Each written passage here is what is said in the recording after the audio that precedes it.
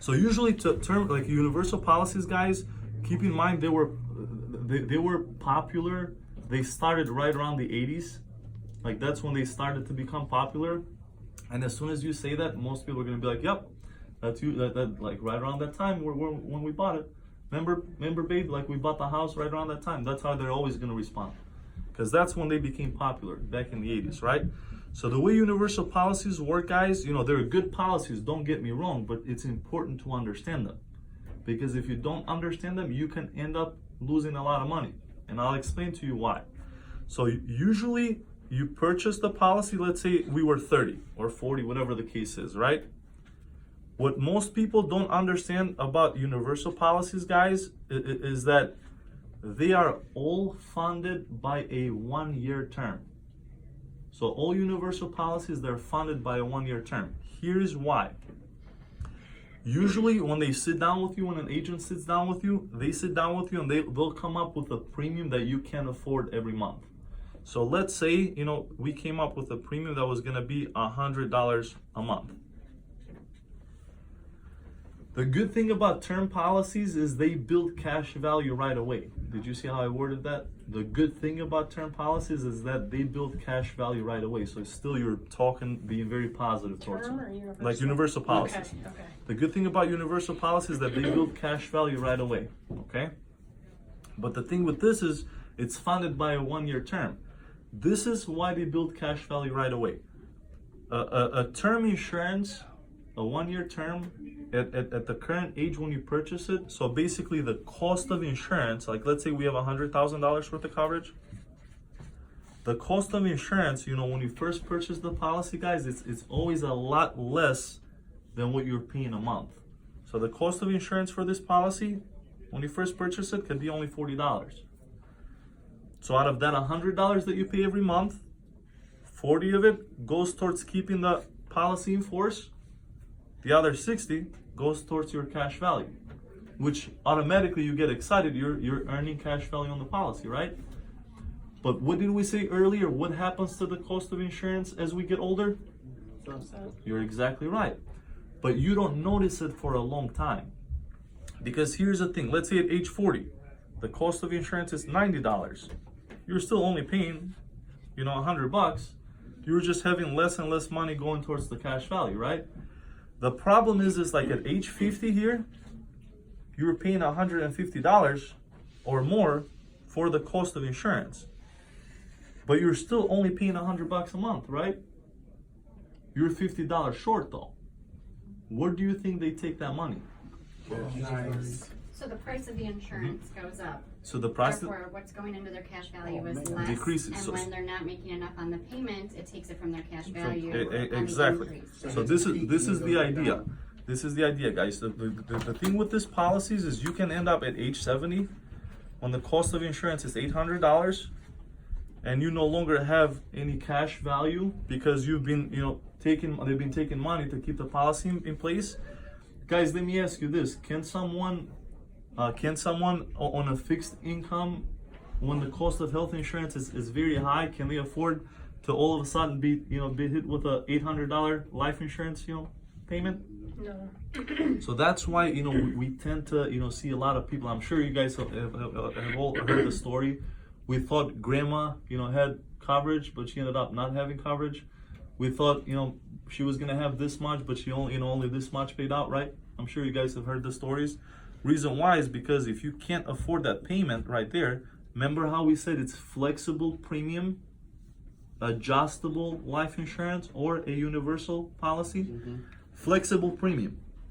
Premium can fluctuate. Adjustable life insurance. So if they come to you and say you have to pay that much, and you say you can't afford it, I can only afford to pay $100. Well, now that $100,000 is 10.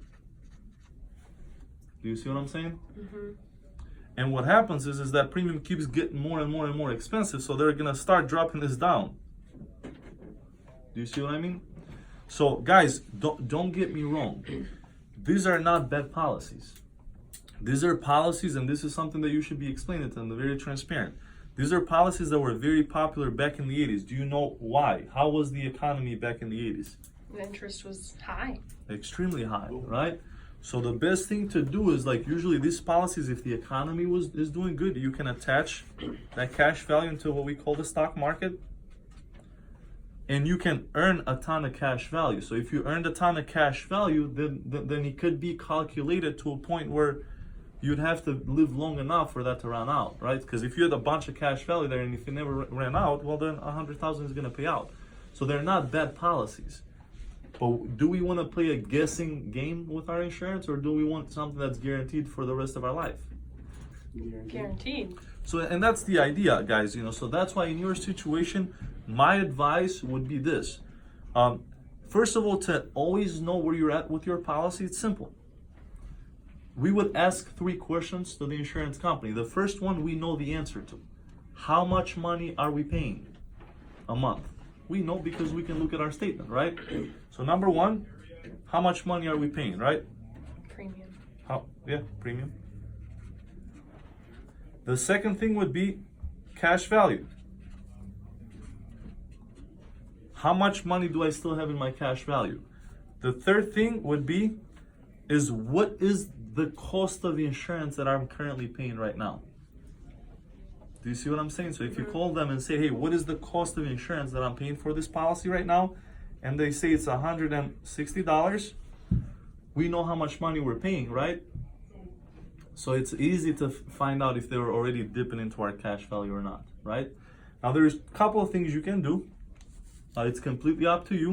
So you can continue to pay into it. If you were going to do that, I suggest always keep an eye on it because you don't know what the future is going to be. But if you don't want that kind of a policy, you can always cash it out. I mean, I'm not going to recommend cashing it out, but here's what I'll recommend. That's completely up to you guys what you want to do. What I would recommend is this. Any financial advisor will always tell you that if you're going to have a term policy, you should always have a whole life with it. Reason being is because the whole life, it's guaranteed, so it's supposed to offset the potential loss here. So now, universal policies, anyone that understands them is smart should always treat them as term insurance because it's essentially what it is. So in your situation, this is definitely good, keep in place, but we definitely got to make sure we get your freedom of choice in whole life. So what I'm going to do is I'm going to give you 3 options and let you pick one. But that way you're going to have at least something that's 100% guaranteed. Make sense? Makes sense. So that's the reason why I did this, guys, is more so to kind of explain this to you, how universal policies work. I wouldn't recommend going this route of pitching. The reason why I would not recommend going this route of pitching, here, give me 1 second, I gotta send that guy your number, Enzo. Is it something you run into a lot though? Universal You policies, can, do you yeah, see them a lot? absolutely. So if you ever ask them how much is your premium, and they're like, oh, we're getting cash value, and they tell you like, and the premium sounds really low, but it sounds like it's more expensive than term, but it's not as expensive as whole life would generally be, then you have an idea it's probably a universal. That's exactly how you figure it out. Now this would be, so the reason why I showed this to you guys is just so you have it for your own knowledge. If someone ever says I have a universal policy, you should always know how policies work. It's very important, like when you're going to bed, like, you know what I mean? Like most people, like, go through their Instagram or whatever you're doing, Snapchat, whatever the case is. Utilize that time to like educate yourself. Like Google, like how do different types of insurance policies work? Because the more knowledgeable you are, if you're ever sitting down with a client that says, hey, I have this kind of policy, how does this work? Number one, you don't always want to feel like you don't know what you're talking about, right? Because then you lose credibility. They're not going to want to do business with you. But I will tell you this is sometimes it's a blessing and a curse to know a lot. So it's a blessing because like you're more knowledgeable. It's a curse if you don't know how to utilize your knowledge. That's where your sales skills come in. Here's why. A lot of times when people are too smart for their own good, they want to show to people that they are too smart. So they're willing to sit down with a client and say, hey, let me show you how these policies work, when you don't need to do that. Focus on the concepts, So sometimes giving people too much information. So with this, I would say stay away from trying to explain this, because what happens if you don't do this properly, and you have experience doing this, if you don't do it properly, this causes I want to think about it objection. You see what I'm saying? It's too much for them to process. Confusion. You guys get this easily because you're insurance agents. But if you're explaining it to a client that doesn't understand insurance, they're like, makes sense what you're saying, but that's a lot of information. So the more information that you